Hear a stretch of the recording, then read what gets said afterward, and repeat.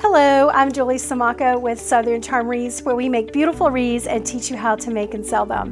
And this video, a sneak peek of this month's featured wreath in our Wreath Making of the Month Club, where we're designing this beautiful black and white themed Christmas wreath.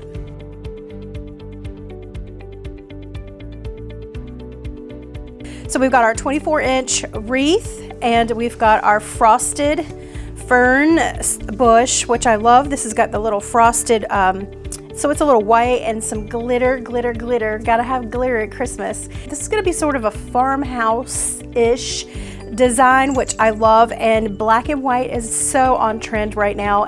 So when you get your wreath out of your kit or your box, or even if you purchased it at a retail store, it's going to be flat. It's going to be flat as a pancake. So what we want to do is go through and take the time to fluff all of the little needle ties upward.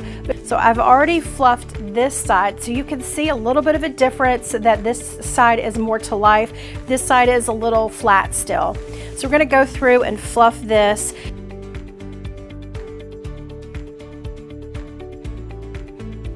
So the next step I like to call greening our base. That just means we're going to start putting a little bit more texture and color into our wreath in the way of greenery.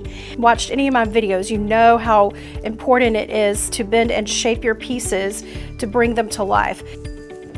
So when I attach it, I make sure I give it a little roll and make sure it hits as much of the pine needles as possible.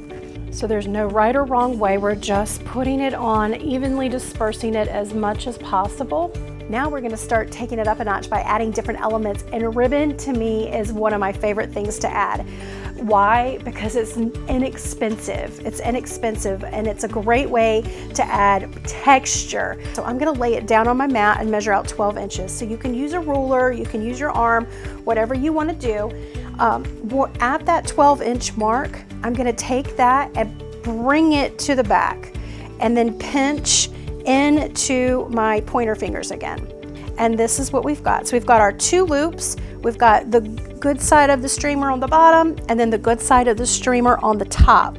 So this is a way to use your ribbon when you've got words on it. So you could definitely have it come through the front if you wanted to. So it's completely up to you, but when you have ribbon that has the words on it, you want to be able to read them. So I chose these poinsettias because they are wired. All of these little petals can open up, bringing this flower to life. I just love these.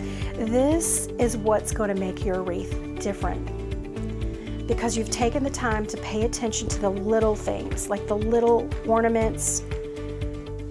So now what I'm going to do is take it up to the wreath, and I'm going to try to find some places that have some holes. Oh, we need something there. That is adorable.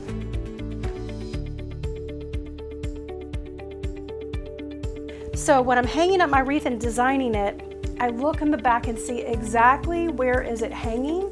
So I like to do this last, because that way I can twist and turn my wreath any direction that I want.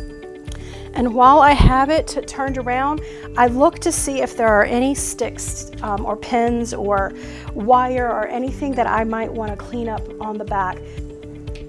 Trim our bow wires and bend the wire to the front. Here's a pick. You really just don't want it scratching the door, so that's the only thing you're really looking for. And that's how I clean up the back of the wreath.